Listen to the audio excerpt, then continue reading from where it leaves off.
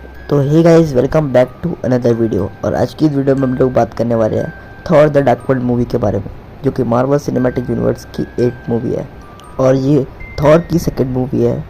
साथ ही साथ ये मार्वल के फेज 2 की भी सेकंड मूवी है। इस मूवी को मार्वल की वर्स्ट मूवी कहा जाता है क्योंकि ये काफ़ी बोरिंग मूवी थी, लेकिन मैंने इस मूवी को बहुत इन्जॉय किया इसके एक्शन सीन्स की वजह से। लेकिन इस मूवी की स्टोरी बहुत ज़्यादा डाउन थी, जिसकी वजह से ये कन्फ्यूजिंग भी हो गई थी। तो आज हम इस कंफ्यूजिंग स्टोरी को एक्सप्लेन करेंगे। और अगर आपने इस सीरीज़ के पिछले वीडियोस नहीं देखे हैं तो उन सब का लिंक आपको मेरे डिस्क्रिप्शन बॉक्स में मिल जाएगा, आप वहाँ से जाकर मेरी प्लेलिस्ट चेकआउट कर सकते हैं।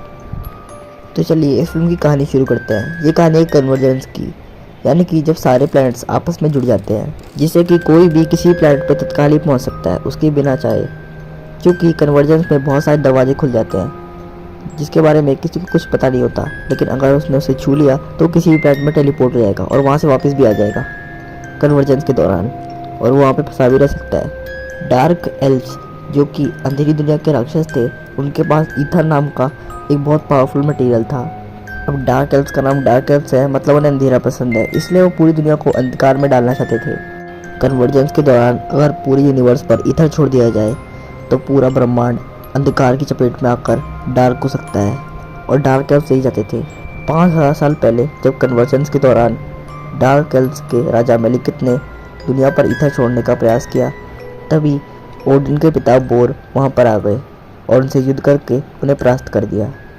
इसके बाद बोर ने उनसे ईथर छीन लिया और ईथर को एक बहुत ही सुनसान प्लैनेट पर छुपा दिया, जिसके बारे में डार्क एल्व्स को कोई खबर नहीं थी। इसके बाद डार्क एल्व्स खुद भी कहीं छुप गए और सब कुछ अच्छा चल रहा था। फिर हमें 5000 साल बाद का टाइम दिखाया जाता है, जहाँ पर लोकी को ओडिन की अदालत में पेश किया जाता है और उसे आजीवन कारावास की सज़ा सुनाई जाती है, क्योंकि लोकी ने द एवेंजर्स मूवी में हमने देखा था कि बहुत तबाही मचाई थी और पूरे अर्थ को खतरे में डाल दिया था। इसलिए ओडिन पर बहुत नाराज थे और उन्होंने आदेश दिया कि लोकी को आजीवन कारावास में डाल दिया जाए। थॉर मूवी में हमने देखा था कि बाइफरोस्ट ब्रिज तबाह हो गया था, जिससे कि किसी को भी दूसरे प्लैनेट में नहीं भेजा जा सकता था।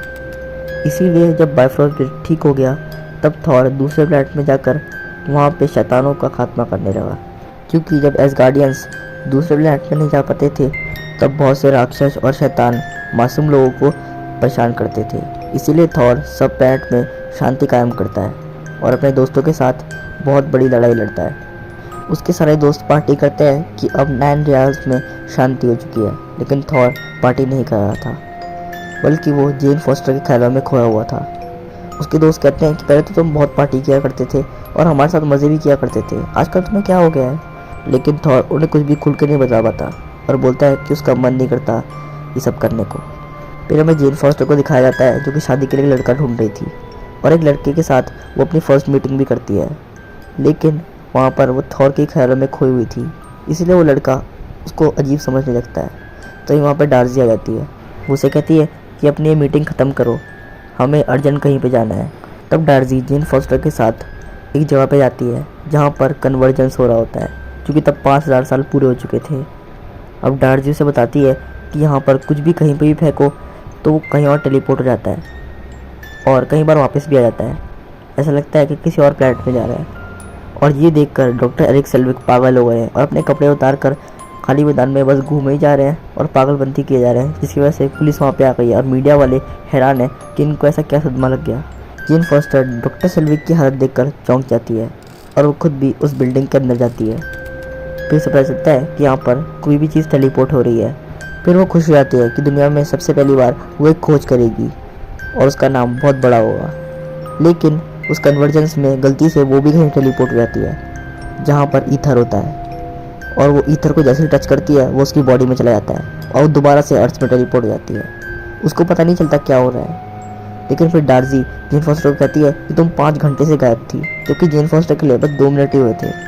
इसके बाद पुलिस वहाँ पर आ जाती है और कहती है कि आप 5 घंटे से गायब थी और यहाँ पर कुछ अजीब चीज़ें हो रही है। क्योंकि उन्हें कन्वर्जेंस के बारे में कुछ नहीं पता था, तो समझ रहे थे जेन फॉस्टर को अरेस्ट करके इससे उगलवाते हैं कि यहाँ पर क्या हो रहा है, क्योंकि ये इंसानों के लिए खतरा भी हो सकता है। इसके बाद जब वो जेन फॉस्टर को अरेस्ट करने वाले थे, वैसे ही उन्हें बहुत बड़ा झटका लगता है और दूर जाके गिर जाते हैं।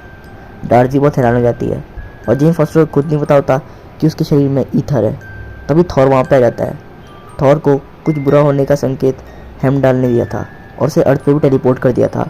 तब थॉर को पता चलता है कि जेन फॉस्टर की बॉडी में ईथर है, इसलिए उसको लेकर एसगार्ड चले जाता है।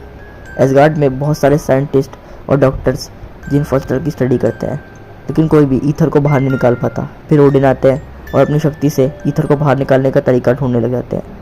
तब तक के लिए जेन फॉस्टर को आगे दे देते हैं कि वो एसगार्ड में ही रहेगी। जेन फॉस्टर के आते ही थॉर पहले जैसा हो जाता है और कोई समझे ना समझे लेकिन माँ सब कुछ समझती है, इसलिए थॉर की माँ फ्रीगा उसको कहती है कि यही वो लड़की है ना जिसे तुम पसंद करते हो, मुझे पता है। इसके बाद जेन फॉस्टर और फ्रीगा मिलते हैं, लेकिन एक बहुत बड़ी समस्या हो जाती है क्योंकि डार्क एल्व्स का राजा मेलिकित जो कि कहीं छुप गया था, उसे संकेत मिलता है कि अब ईथर कहाँ पे है, क्योंकि ईथर का यूज़ हुआ था। इसके बाद वो पूरी फौज लेकर एसगार्ड पे हमला कर देता है और जेन फॉस्टर को ढूंढने जाता है। और लोकी बहुत गुस्से में था, इसलिए वो उन सबको बता देता है कि जेन फॉस्टर किस रूम में बैठी हुई है। इसके बाद वो सब जेन फॉस्टर को पकड़ने के लिए जाते हैं, लेकिन वहाँ उन्हें पता चलता है कि थॉर की माँ फ्रीगा ही जेन फॉस्टर का रूप लेकर वहाँ पे बैठी हुई है और जेन फॉस्टर को वो भगा देती है। तब वो मिलकर थॉर की माँ फ्रीगा को मार देते हैं। तभी थॉर वहाँ पे आ जाता है और एक हथौड़े से उन्हें बहुत बड़ी टक्कर मारता है, जिससे कि उसके मुंह के तरकच्चे उड़ जाते हैं। इसके बाद वहाँ से भाग जाते हैं। तब थॉर उनका पीछा करता है, लेकिन वो उसे पकड़ नहीं पाता। फ्रीगा के मरने के बाद ओडिन जेन फॉस्टर को अरेस्ट करने के लिए आदेश दे देते हैं कि ये रिस्पॉन्सिबल है फ्रीगा की मौत के लिए, लेकिन थॉर उन्हें मना करता है, लेकिन ओडिन किसी की बात नहीं सुनते। तब हमें दिखाया जाता है कि फ्रीगा का फ्यूनरल हो रहा है और पूरा एसगार्ड उन्हें श्रद्धांजलि देने के लिए आता है। लोकी भी जेल में बैठकर बहुत दुखी होता है, क्योंकि वो पूरे एसगार्ड में बस फ्रीगा को ही अपना मानता था और फ्रीगा के मरने के बाद उसे पछतावा होता है कि उसी ने डार्क एल्व्स को बताया था कि फ्रीगा कहाँ है। इसके बाद थॉर जेन फॉस्टर को जेल से निकलवा लेता है, साथ ही साथ वो लोकी को भी निकलवा लेता है और अपने कुछ दोस्तों के साथ मिलकर डार्क एल्व्स पर हमला करने के लिए जाता है। लोकी को बहुत सारे गुप्त रास्ते पता थे और वो जानता था कि डार्क एल्व्स कहाँ हो सकते हैं। इसके बाद वहाँ जाकर लोकी थॉर का साथ नहीं देता, बल्कि मेलिकित का साथ देता है और वो थॉर का एक हाथ भी काट देता है। इसके बाद मेलिकित जेन की बॉडी से ईथर निकाल लेता है, लेकिन इसी का तो लोकी को इंतजार था, जैसा लोकी की प्लानिंग थी, और उसने थॉर का हाथ नकली में अपने जादू से गायब किया था।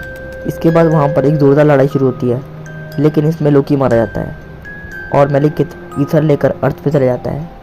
फिर थॉर पूरी दुनिया को बचाने के लिए अर्थ पे जाता है और जेन फॉस्टर भी अपने ग्रुप के पास जाती है। अब जेन फॉस्टर को कोई काम नहीं था, लेकिन थॉर मेलिकित से लड़ाई करता है, लेकिन कन्वर्जेंस की वजह से वो ठीक से लड़ाई नहीं कर पा रहा था, क्यों कहीं का कहीं टेलीपोर्ट हो जा रहा था। फिर मेलिकित सारा ईथर अब्जॉर्ब करके ब्रह्मांड पे ईथर छोड़ता है, लेकिन तभी थॉर अपने हथौड़े से उस पर हमला करता है, जिससे एक पोर्टल से मेलिकित भी टेलीपोर्ट हो जाता है। इसके बाद थॉर मेलिकित के स्पेसशिप को भी जल्दी से उसी पोर्टल में डाल देता है, जिसके बाद मेलिकित अपने शिप के नीचे दब के मर जाता है। अब कन्वर्जेंस भी बीत जाता है और पूरी दुनिया मेलिकित के कहर से बच जाती है और उसका अंत भी हो गया था। इसके बाद थॉर एसगार्ड लौट जाता है। फिर वो ओडिन से माफ़ी मांगता है और ओडिन उसको माफ़ भी कर देते हैं, क्योंकि उसने मेलिकित के कहर से पूरी दुनिया को बचाया था। तब थॉर वहाँ से चला जाता है और इसके बाद हमें पता चलता है कि ओडिन नहीं, वहाँ पर लोकी बैठा हुआ है। वो ओडिन का रूप लेकर एसगार्ड पे राज कर रहा है और ओडिन को उसने अपने मैजिक की वजह से धरती पे भेज दिया और थॉर के सामने उसने बस मरने का नाटक किया था। मूवी के मिड क्रेडिट सीन में हमें दिखता है कि थॉर के दोस्त ईथर को लेकर टेरिनियल टिवान यानी कि कलेक्टर के पास ले जाते हैं और वो ईथर को लेकर उसी कलेक्शन में उसे जमा करवा देते हैं ताकि ईथर सेफ रहे। सो गाइस, ये थी Thor the dark world movie की पूरी स्टोरी।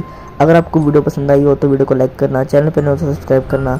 मिलते हैं अगली वीडियो में, तब तक के लिए bye guys, take care and stay tuned.